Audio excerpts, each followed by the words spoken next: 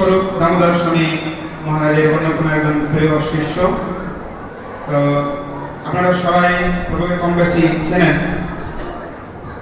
আমাদের যে ভক্তি বেদান্ত ন্যাশনাল স্কুল রয়েছে, প্রিন্সিপাল হচ্ছেন পরিভাগ রঞ্জন প্রভু।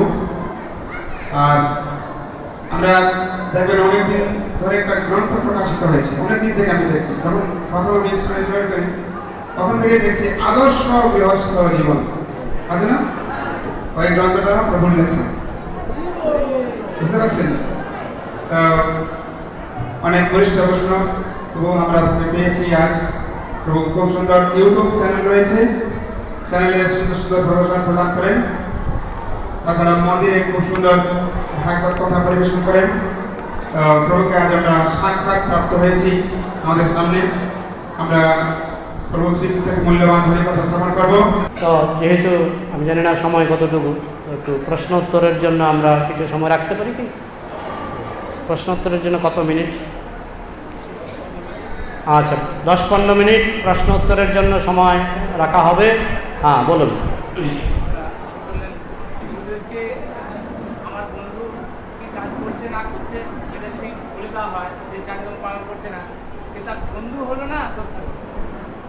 এখন আপনি মদ খেয়ে আপনার লিভার নষ্ট হচ্ছে, এখন আমি ডাক্তারকে বলে দিলাম যে উনি মদ খেয়ে ওর লিভারটা নষ্ট করে ফেলছে, এটা কি আমি আপনার বন্ধু না শত্রু? আমি ডাক্তারকে বললাম যে এই লোকটা মদ খেয়ে লিভারটা নষ্ট করছে, এখন কী করা যায়? হ্যাঁ, ডাক্তারকে যদি আমি এটা গোপন রাখি তাহলে ডাক্তার তো রোগের কারণেই খুঁজে পাবে না। তাহলে আমি যদি ডাক্তারকে বলি এই লোকটা মদ খায়, হ্যাঁ, এটা কিন্তু ডাক্তারকে বলে দেওয়া উচিত, বলে দেওয়া উচিত। তা আমরা শত্রু ভাবি কেন? হ্যাঁ, বাবা যদি একটা চর দেয়, একটা ছেলে পড়াশোনা করতে চায় না, বাবা যদি একটা চর দেয়, বাবা কি শত্রু হলো না বন্ধু হলো? সে চর দিলে সে হয়তো ইঞ্জিনিয়ার হবে, ডাক্তার হবে। বাবার চর না খেলে সে হয়তো রিক্সাওয়ালা হবে। তাহলে অনেক সময় বাবা একটা চর দেয়, তাই না? তো সে বড় হয়ে বলে, বাবা তুমি আমাকে চরটা দিয়েছিলে বলে আজকে আমি ইঞ্জিনিয়ার। তো বন্ধু না শত্রু? অনেক সময় বন্ধু শত্রু বোঝা মুশকিল। একটা বাড়িতে আগুন লেগেছে দোতলায়, হ্যাঁ, আগুন লেগেছে আর দোতলা একটা লোক নাক ডেকে ঘুমাচ্ছে। কয়েকদিন ঘুমায়নি, সেদিন খুব নাক ডেকে ঘুমাচ্ছে। তার বন্ধুকে ডাকছে, এই আগুন লেগেছে, তাড়াতাড়ি নেমে পড়ো, দোতলা থেকে নেমে পড়ো, না হলে আগুনে পুড়ে মরবে। এই আমাকে ডিস্টার্ব করবে না, আমাকে ডিস্টার্ব করবে না, আমার ঘুমে ডিস্টার্ব করবে না। তখন সে কি করলো, একটা চিমটি দিল, জোরে চিমটি দিল। চিমটি খেয়ে সে তো আরও রেগে উঠলো, উঠে দেখে আগুন চারদিকে।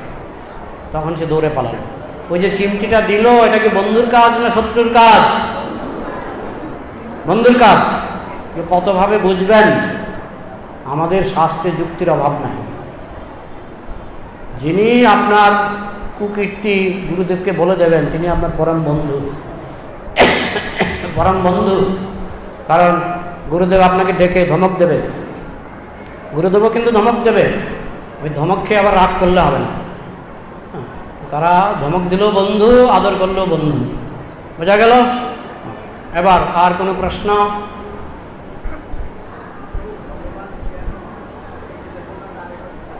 হ্যাঁ, ভগবান কেন?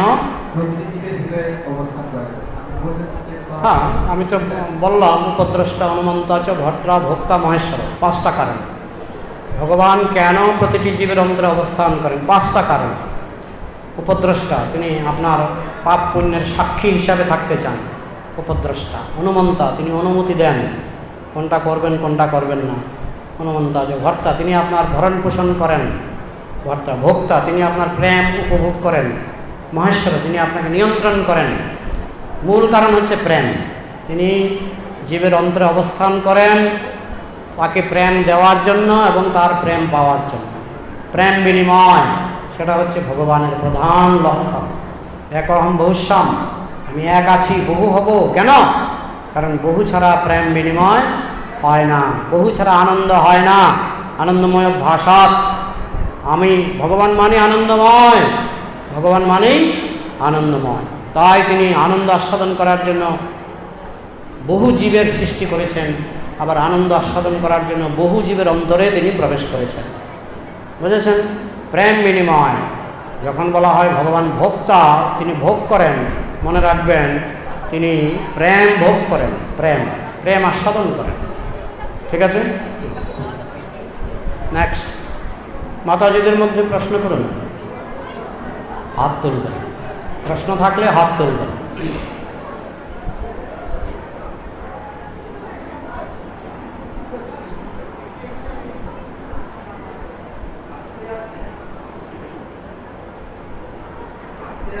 পূর্ব জীবনে না থাকলে এই জীবনে ভক্ত হওয়া যায় না। তো মানুষ কেন 20 বা 30 বা 50 বছর বয়সে ভক্তি পথে আসে? না, এমন কোনো কথা নেই যে পূর্বজীবনে ভক্তি না থাকলে এই জন্মে ভক্ত হওয়া যায় না। পূর্বজন্মে ভক্তি থাকলে এই জন্মে সহজ, এই জন্মে সহজ। প্রভুপাদ যখন আমেরিকায় গিয়ে প্রচার করেছিলেন, কিছু কিছু শিষ্য প্রভুপাদকে প্রশ্ন করেছিলেন, ছিল প্রভুপাদ, আমরা পূর্বজন্মে কি স্বীকৃতি অর্জন করেছিলাম যে আমরা আপনার মতো মহান গুরুর কাছে দীক্ষা পেলাম? প্রভুপাদ উত্তর দিয়েছিলেন, তোমাদের কোনো স্বীকৃতি ছিল না, আমি স্বীকৃতি ধার দিয়েছি। এমন কোনো কথা নেই যে পূর্বজন্মে স্বীকৃতি থাকলেই আপনি ভক্ত হবেন। অনেক সময় সাধুগুরু বৈষ্ণবের কৃপায় স্বীকৃতিহীন মানুষ স্বীকৃতি ধার পায়। বুঝেছেন? শুদ্ধ ভক্তদের কাছ থেকে স্বীকৃতি ধার করা যায় এবং শুদ্ধ ভক্তরা কৃপা করে স্বীকৃতি ধার দেন। বোঝা গেল? আপনি প্রশ্নের উত্তর পেলেন? হ্যাঁ হ্যাঁ। অনেকে প্রশ্ন করতে চাইলে দাঁড়াবেন, না দাঁড়ালে হয় কি, কোথায় কে হাত তুলেছে আমরা দেখতেও পাই না। হরে কৃষ্ণ প্রভু, আপনি বললেন যে ভগবান অন্তরে থেকে আমাদের সবকিছু করান, তাহলে আমরা যে খারাপ কাজগুলো করি তাহলে সেটা কেন করেন বলুন? তার কি উদ্দেশ্য আছে? কারণ তো বাধা দিতে পারেন যে ভগবান যেহেতু অন্তরের মধ্যে বিরাজমান, তাহলে অবশ্যই বাধা দিতে পারেন, তাহলে কেন বাধা দেন না বা আমাদের কেন করার জন্য? সুন্দর প্রশ্ন, সুন্দর প্রশ্ন। ভগবান দুই রকমই করেন, কখনো বাধা দেন, কখনো বাধা দেন না। আমি জানা মতো একজন মদখোর, খুব মদ খেতে ভালোবাসে, মানে মদ ছাড়া ওনার চলে না। মদ খেতে খেতে ওনার মৃত্যু দশা হয়ে গেল, মরণ দশা। তখন ওনাকে হাসপাতালে ভর্তি করা হলো। ডাক্তার বললেন যে ওনাকে মদ দেওয়া যাবে না। তো বাড়িতে গেলে তো মদ খাবে, তাহলে হাসপাতালে অন্তত 2-3 মাস হাসপাতালে ফেলে রাখুন, তাহলে অন্তত 2-3 মাস যদি মদ না খায় ওনার শরীরটা আবার একটু ভালো হবে। ওনাকে তো হাসপাতালে রাখা হলো। তো উনি 1 সপ্তাহ যেতে না যেতেই মদ, একটু মদ, একটু মদ, চিৎকার চেঁচামেচি করে হাসপাতাল গরম করে দিল। বুঝেছেন? এইভাবে 1 মাস চিৎকার করলো, 2 মাস চিৎকার করলো। ডাক্তারও সব বিরক্ত হয়ে যাচ্ছে, পেশেন্টরা সব বিরক্ত হয়ে যাচ্ছে। তারপরে যখন আত্মীয় স্বজন দেখা করতে গেল, দেখেন কি অবস্থা, মদ, একটু মদ, 1 কাপ দিন না ডাক্তারবাবু, 1 কাপ, আধা কাপ দিন না। তখন ডাক্তারবাবু শেষে বলুন, দিন ওনাকে 1 কাপ মদ দিন, না হলে হচ্ছে না, না হলে উনি চুপ করবে না। আর উনি হয়তো মদ না খেলে মরেও যেতে পারে, বলা যায় না, কারণ অনেক দিনের অভ্যাস তো। তো ডাক্তারই ওনাকে 1 কাপ মদ দিলেন। এটা কি ডাক্তার খুশি হয়ে দিলেন না অখুশি হয়ে দিলেন? তো ভগবান হচ্ছেন সেরকম, বেশি কামনা থাকলে দিয়ে দেন, নিয়ে নাও। তুমি পশু হতে চাইছো, হও, যত খুশি।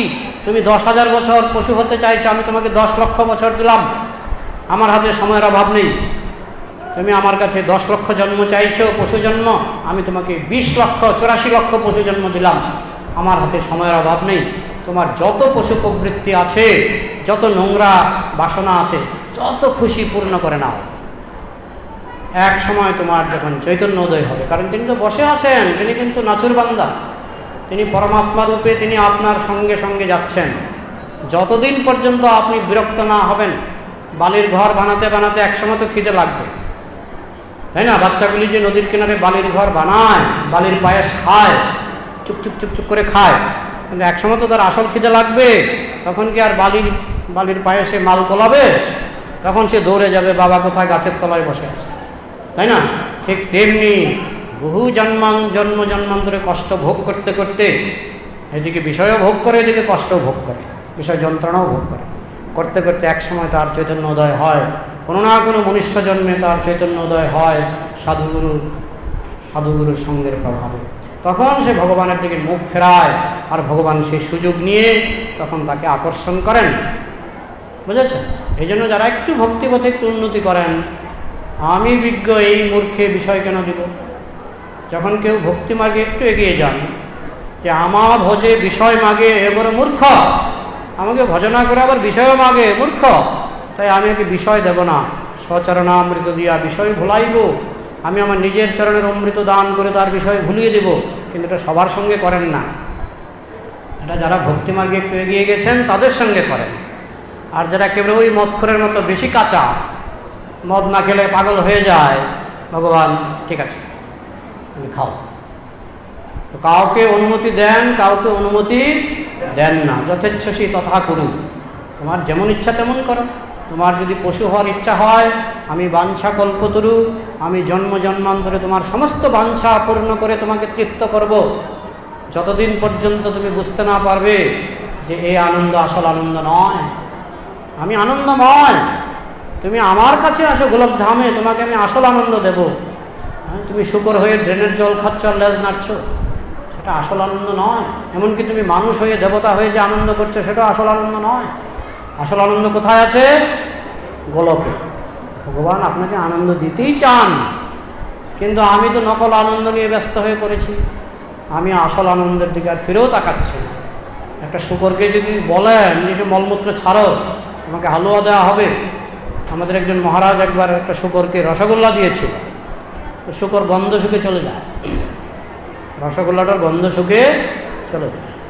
তখন মহারাজ ড্রেনের থেকে একটা পাত্রে করে একটু পচা জল এনে রসগোল্লাটার উপরে ফেলে দিলেন। শুকরটা কিছুক্ষণ পরে আবার গিয়ে রসগোল্লাটা গন্ধ নিল, নিয়ে রসগোল্লাটা খেয়ে নিল। কিসের গন্ধের জোরে? ওই ড্রেনের জলের গন্ধটা পেয়েছে। বুঝেছে? আমি শুনেছি মাটির মধ্যে যদি পায়খানার গন্ধ পাওয়া যায়, শুকর মাটি খেয়ে ফেলে। মাটির জন্য মাটি খায় না, পায়খানার গন্ধে খায়। কথাটা বুঝেছি? তো আমরা যখন নোংরা বস্তুতে আসক্ত থাকি, বাঞ্ছা কল্পতরু ভগবান দিয়ে দেন, ঠিক আছে যত নোংরা ভোগ করতে চাও করো, কিন্তু একসময় না একসময় তোমার চৈতন্য উদয় হবে, আমি লেগে আছি, ভগবান পেছনে লেগে আছে। আর একটু উন্নতি করলে ভগবান আপনি চাইলেও দেবেন। আপনি যদি বিষয় চান, ভগবান নাও দিতে পারে। এটা উন্নত ভক্তদের ক্ষেত্রে প্রযোজ্য। বোঝা গেল? আপনার প্রশ্নের উত্তর পেলেন? প্রণাম প্রভু। প্রভু বলছি, ভগবানের অবতার যুগে ব্যাসদেব সমস্ত শাস্ত্র লিখেছেন, কিন্তু রামায়ণ বাল্মীকি মুনি লিখেছেন। এইটার বিষয়ে একটু যদি তিনিও ভগবানের কৃপা প্রাপ্ত সত্তাদেশ। বাল্মীকি মুনি তিনিও ভগবানের কৃপা প্রাপ্ত। এই জন্য শাস্ত্রের তালিকা জীব গোস্বামী দিয়েছেন। মূল রামায়ণ চৈব ভারত, ভারত মানে মহাভারত, একটা তালিকা দিয়েছেন। তার মধ্যে রামায়ণের নাম আছে, মহাভারতের নাম আছে, বেদ বেদান্ত উপনিষদ বলা হয়েছে, পঞ্চরাত্র নারদ মুনির লেখা পঞ্চরাত্র। এই একটা তালিকা আমাদের এই গৌরীয় কণ্ঠহারে সেই তালিকাটা দেওয়া আছে। কোনগুলি যথার্থ শাস্ত্র, যেগুলি ভগবানের দ্বারা অনুমোদিত। রামায়ণ ভগবানের দ্বারা অনুমোদিত, ভগবানের আশীর্বাদেই বাল্মীকি মুনি রামায়ণ রচনা করেছিলেন। তাই রামায়ণকে শাস্ত্র বলে। দেখবেন রামায়ণের সঙ্গে মহাভারতের সংঘাত নেই। এমন এত কথা কেন হচ্ছে? কি হয়েছে এখানে? প্রসাদ, এখানে তো প্রসাদ দিচ্ছি তো আমরা, নাকি? হরিকথা প্রসাদে হচ্ছে, একটু সহ্য করুন।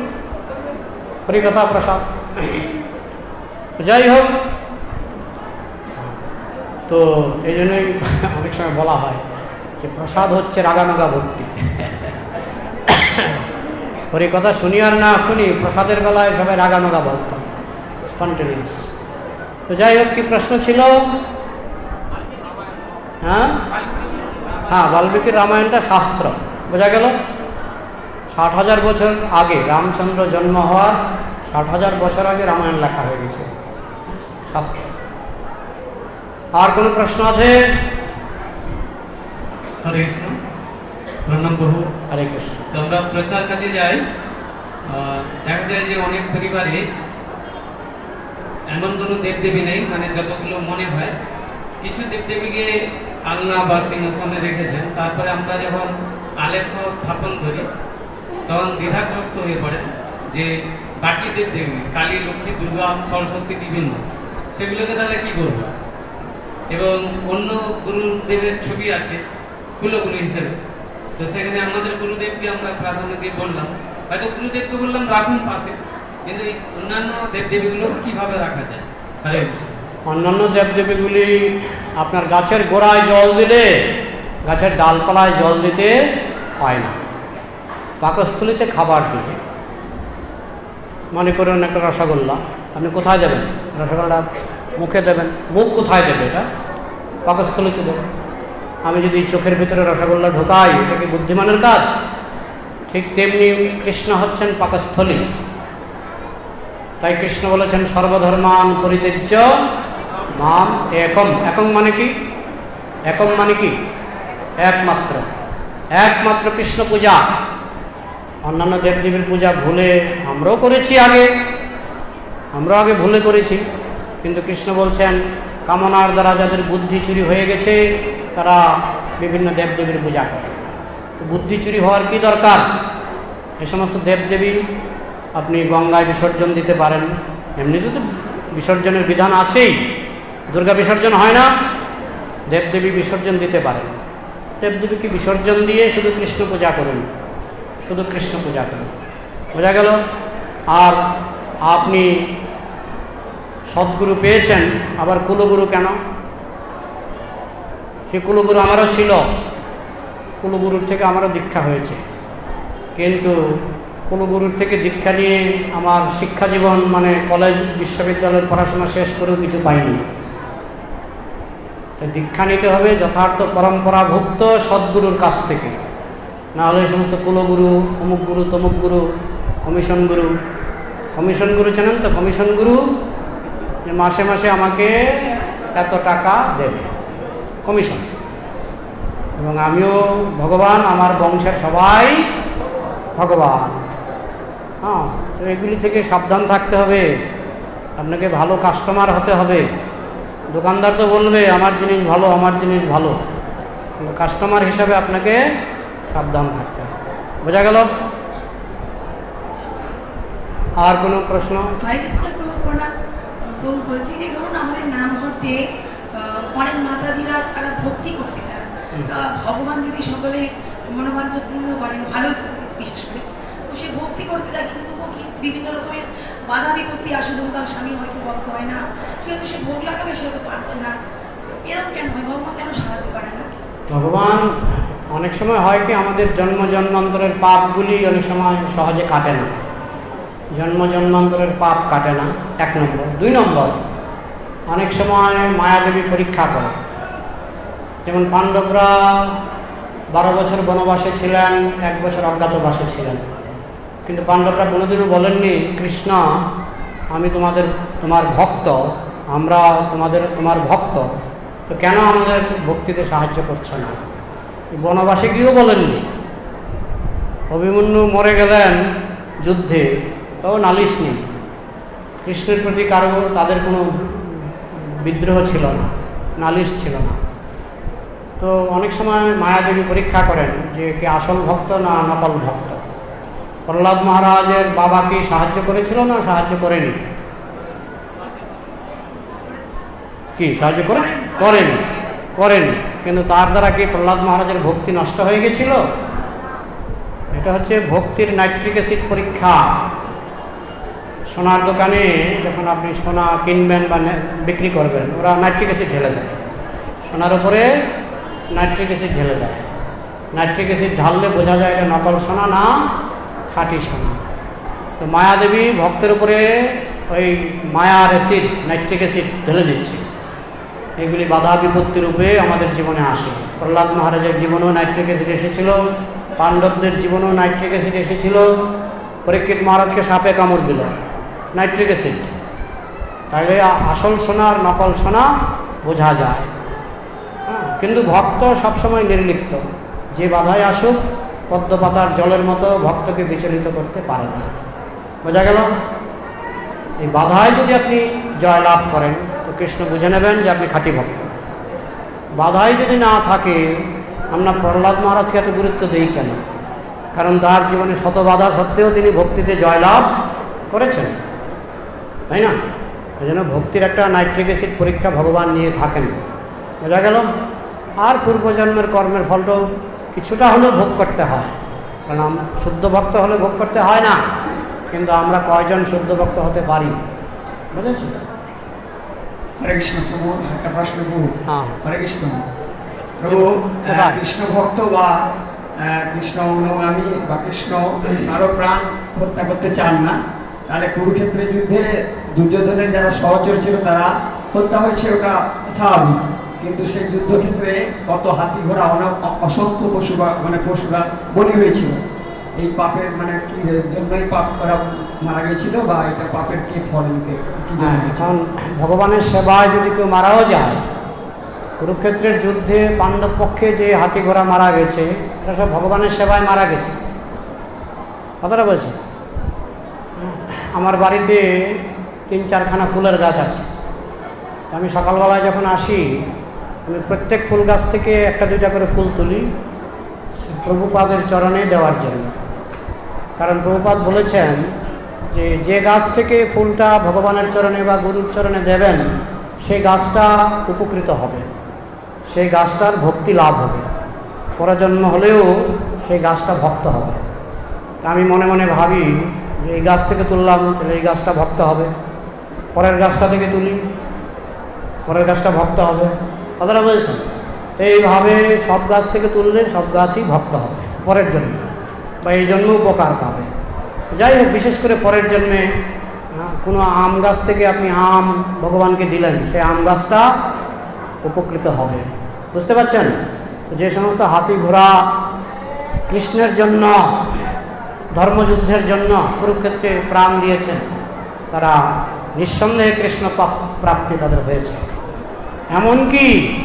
এমনকি দুর্যোধনের পক্ষে যারা মারা গেছে কৃষ্ণকে দর্শন করে, তাদেরও অনেকের কৃষ্ণ প্রাপ্তি হয়েছে। বোঝা গেল? হরে কৃষ্ণ। হরে কৃষ্ণ প্রভু। আচ্ছা, কন্ট্রোল আপনি করবেন, কন্ট্রোল। প্রশ্ন কিন্তু চলছে। হরে কৃষ্ণ।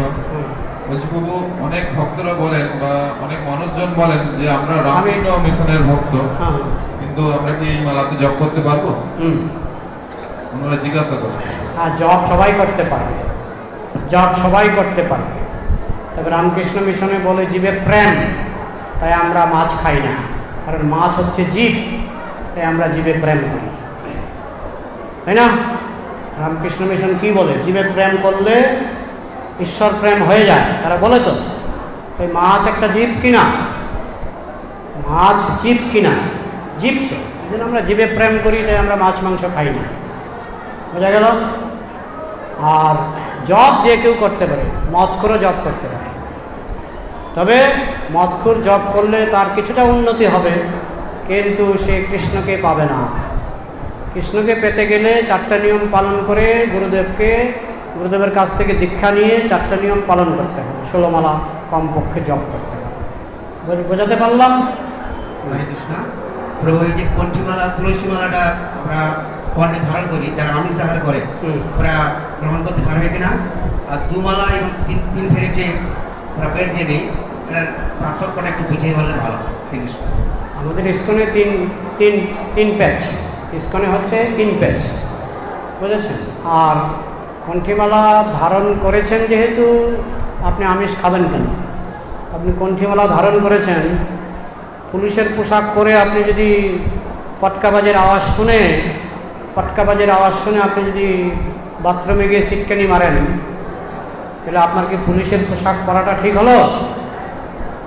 পুলিশের পোশাক পরলেন, পুলিশের পোশাক পরে কেউ একটা পটকাবাজি ফাটিয়ে দিল, ওরে বাবারি ডাকাতে এসে গেছে রে, আপনি সঙ্গে সঙ্গে বাথরুমে ঢুকে বাথরুমের সিটকানি বন্ধ করে দেবেন, তাহলে পুলিশের পোশাক পরাটাকে আপনার ঠিক হলো? হ্যাঁ না কিছু একটা বলুন। ঠিক হয়নি, ঠিক হয়নি। ঠিক তেমনি আপনি পোশাক পরবেন, বৈকুণ্ঠ পোশাক, তিলক দেবেন, কণ্ঠীমালা পরবেন, আচরণ করবেন চণ্ডাল আচরণ, তাহলে পোশাকের সঙ্গে আচরণ তো মিলল না। তাহলে পোশাক যদি পরার শখ জাগে তাহলে আচরণেরও শখটা যেন জাগে। বোঝা গেল? বোঝা গেল? হ্যাঁ, এখন পড়তে পারেন, কিন্তু সেটা মানে ওই পুলিশ আর কি, যে পুলিশ পটকাবাজের আওয়াজ শুনে বাথরুমে লুকিয়ে পড়ে, ওই পুলিশ। বুঝেছেন? পুলিশের পোশাক পরতে পারেন। হ্যাঁ, আমাদের ইসকনে একবার 30 জন ডাকাত এসেছিল, 30 জন ডাকাত। তো পুলিশ ছিল, সরকারি পুলিশ ছিল এখানে। ওরা সব গিয়ে সিটকেনি মেরেছিল, মানে বাথরুমে ঢুকে সিটকেনি, ওখানে ডাকাতরা 2-3টা বোমা ফাটালো, ওরা সঙ্গে সঙ্গে বাথরুমে গিয়ে সিটকেনি মেরে দিল। ও ডাকাত চলে যাওয়ার পর কাঁপতে কাঁপতে বেরিয়ে আসলো। পরনে কিসের পোশাক? পরনে কিসের পোশাক? পুলিশের পোশাক। ওই ধরনের পোশাক পরার কোনো মর্যাদা নেই। তো অনেকে বৈষ্ণব পোশাক পরে, কিন্তু পরে যদি চণ্ডালের মতো আচরণ করে তাহলে তো এটার মর্যাদা নেই। মনের সাধে পরে, মনের সাধে। হ্যাঁ, আমরা দোষ দেব না, ঠিক আছে, পড়তে চাইছেন পড়েন, কিন্তু মায়াপুরে অনেকে পড়ে, মাছ মাংস খেয়েও পড়ে। কেননা কারণ মায়াপুরে তো অনেক মুসলমানও আছে, তো ওইটা না পড়লে আপনি চিনতেই পারবেন না কে মুসলমান কে সনাতন ধর্মের লোক, চিনতেই পারবেন না। কিছুটা দরকার আছে, কিন্তু সেটা সর্বশ্রেষ্ঠ আদর্শ নয়। বোঝা গেল?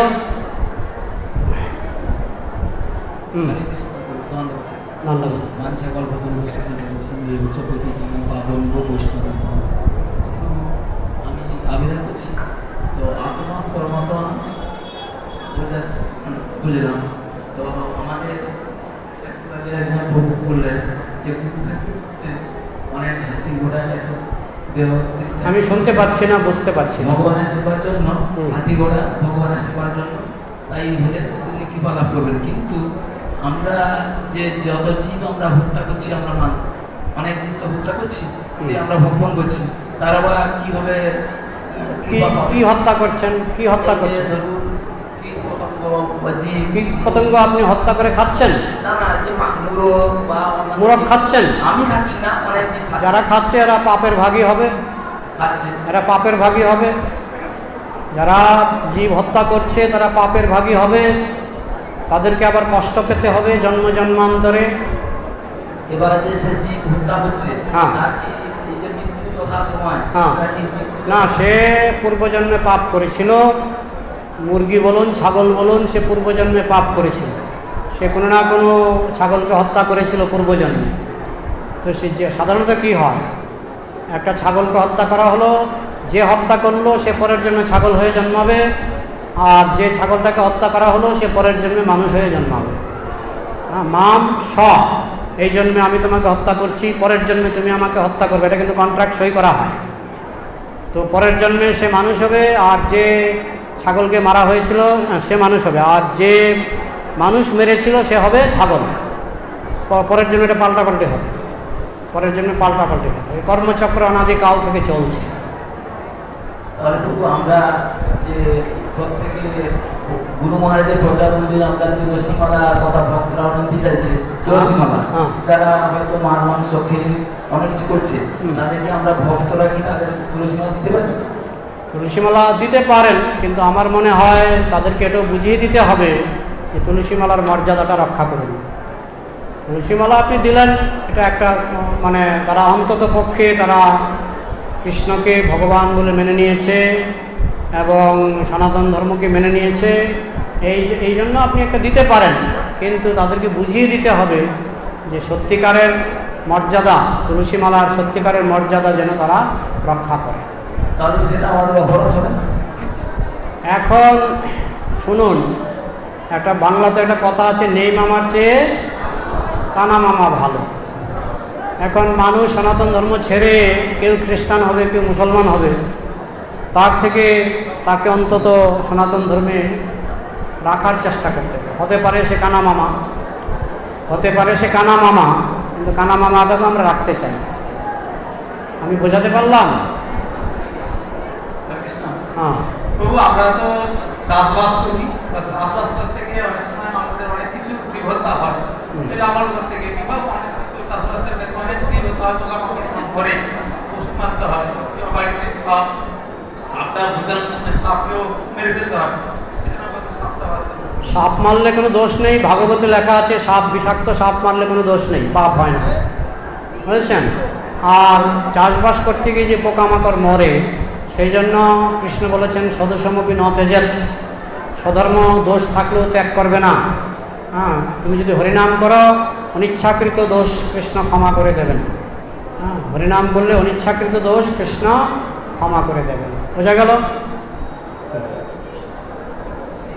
যার হাতে মাইক তার প্রশ্নটাকেও নিতে হয়। বলুন। হরে কৃষ্ণ। তো আমার প্রশ্ন হচ্ছে, আমরা অনেককে তুলসী মালা দিলাম, জপথলি দিলাম, তিনি জপও করছেন, সংসারের কোনো কারণে তিনি প্রসাদ পাচ্ছেন না, ওই নিরামিষ খেয়ে খেয়ে জীবনটা কাটিয়ে দিলেন, আর লাস্ট জীবনে শেষ হয়ে গেছে, তার কি গতি না? তিনি স্বর্গে টর্গে যেতে পারেন, স্বর্গে যেতে পারেন, বা পৃথিবীতে ভালো পরিবারে জন্মগ্রহণ করতে পারেন, কিন্তু ভগবত ধামে যেতে পারবেন না, কৃষ্ণ ধামে যেতে পারবেন না। কোর্স কমপ্লিট না করলে সুচিনাং শ্রীমতাঙ্গে যোগভ্রষ্ট বিজায়তে। কোর্স যদি কমপ্লিট না হয়, আপনি 5 বছরের ডাক্তারি কোর্সে ভর্তি হয়েছেন, কোর্স তো কমপ্লিট করতে হবে।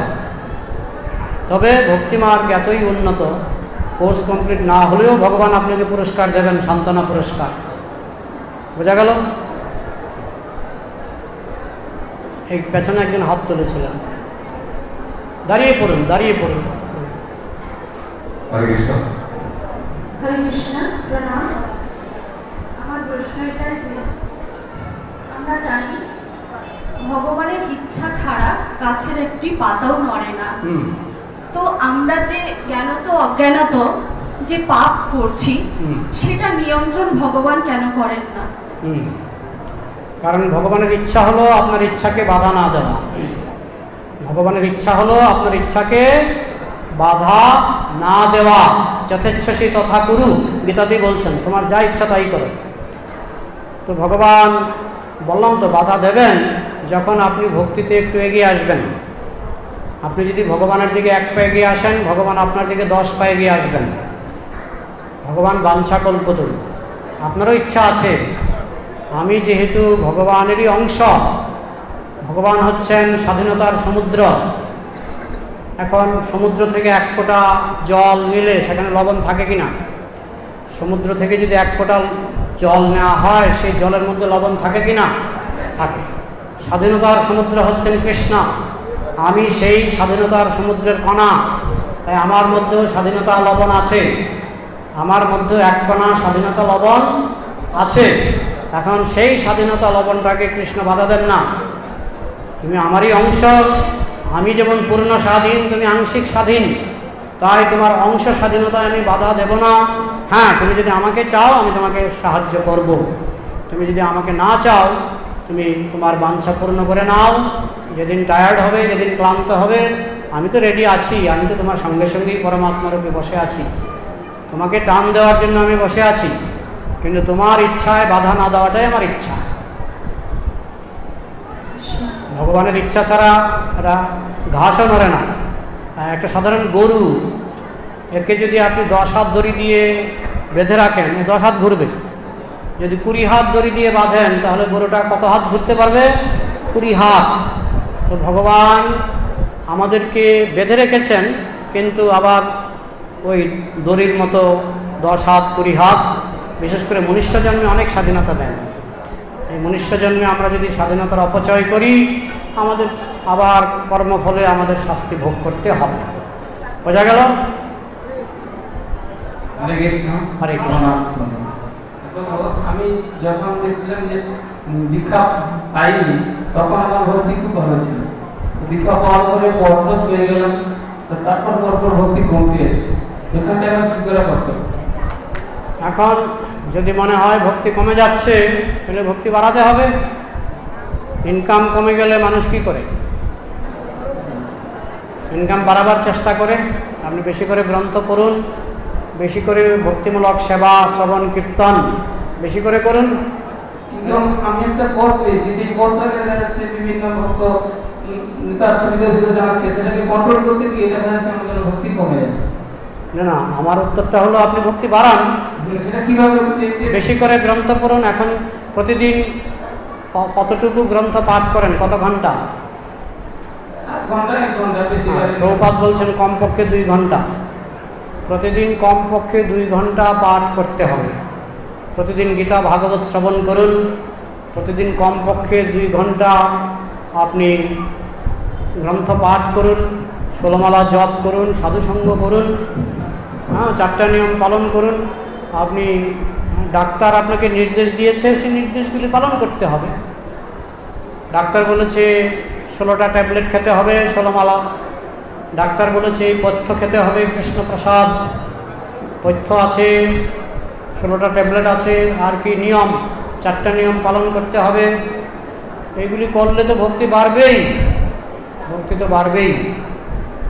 এখন নিয়মে অবহেলা করবো, ওষুধ খাবো না, তাহলে তো ভক্তি কমবেই। বোঝা গেল? নিজের দায়িত্বটা স্বীকার করতে হবে। হরে কৃষ্ণ। একটা প্রশ্ন আমরা লাস্ট এবার আরেকটা প্রশ্ন, লাস্ট প্রশ্ন। হ্যাঁ, যারা পাঠ শুনেছেন তাদের প্রসাদ আগে হবে, ঠিক আছে? এখান থেকে কেউ বেরোবেন না, ভেতরে আপনারা শুধু সাইড হবেন, লাইন দেবেন, আপনারা আগে প্রসাদ পাবেন। যারা ক্লাস শুনেনি তাদের প্রসাদ পাবেন।